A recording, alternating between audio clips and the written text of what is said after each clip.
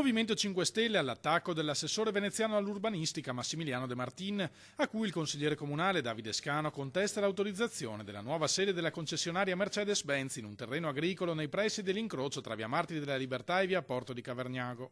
È pieno di capannoni lungo via Fratelli Bandiera, lungo la stessa via Martiri della Libertà e che possono essere recuperate a questo scopo, e quindi non serve urbanizzare un'ulteriore area agricola.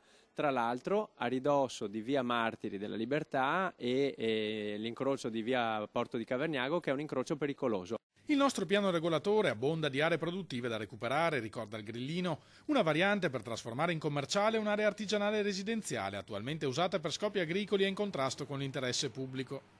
Un altro grave problema di questa nuova lottizzazione è che verrà lasciato vuoto un altro capannone che probabilmente sarà occupato come vengono occupati tutti i buchi urbani da tutti questi sbandati appunto che abbiamo in giro per la città. Non capiamo a cosa servano i piani regolatori, attacca Scano, se poi a qualunque richiesta proveniente da un privato viene risposto automaticamente di sì. Se questa è la politica dell'amministrazione Brugnaro, allora possiamo ben dire che l'assessore all'urbanistica non serve a niente, perché se deve fare il passacarte e autorizzare quello che si vuole, dove si vuole, possiamo chiudere l'assessorato all'urbanistica.